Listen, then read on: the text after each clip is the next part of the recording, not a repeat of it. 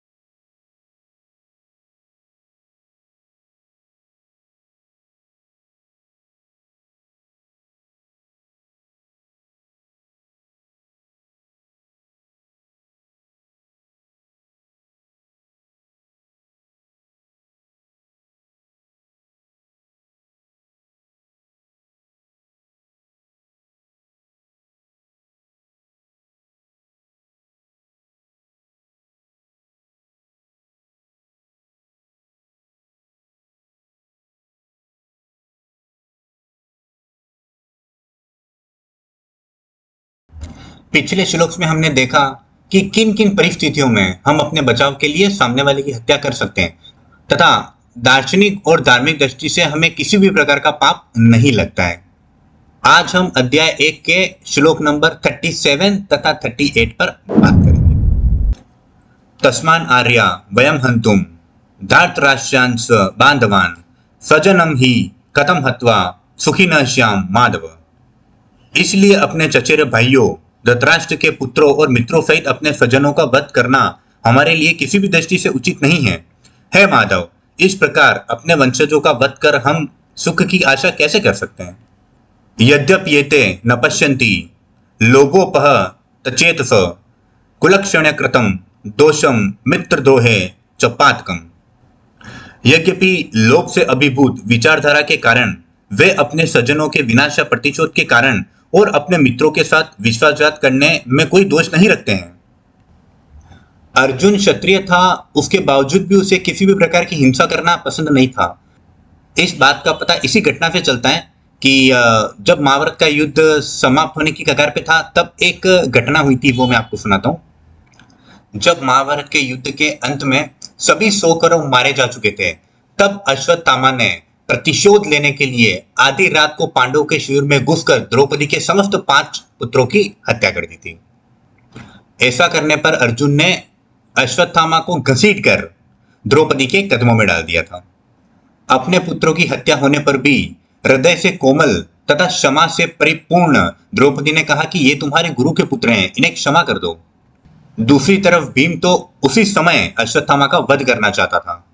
इस दुविधा में फंसे अर्जुन ने जब भगवान श्री कृष्ण की तरफ देखा तो भगवान ने कहा कि चलो माना कोई श्रेष्ठ ब्राह्मण अपने धर्म के पथ से यदि विचलित भी हो जाता है तब भी उसे क्षमा किया जा सकता है, लेकिन अगर कोई घातक हथियार से किसी की हत्या कर दे तब वह क्षमा करने योग्य नहीं है, तब उसे उसका दंड अवश्य मिलना चाहिए। अर्जुन कृष्ण के भाव को समझ गया। अर्जुन ने अश्वत्थामा के सर के पीछे की चुटिया काटकर तथा उसके माथे से मणि निकालकर उसे शिविर से धक्का मारकर बाहर निकाल दिया। तो इस घटनाक्रम से हम यह देख सकते हैं कि अर्जुन हिंसा से दूर रहता है। अगर अर्जुन चाहता तो उसकी हत्या भी कर सकता था, किंतु उसने उसकी हत्या नहीं की।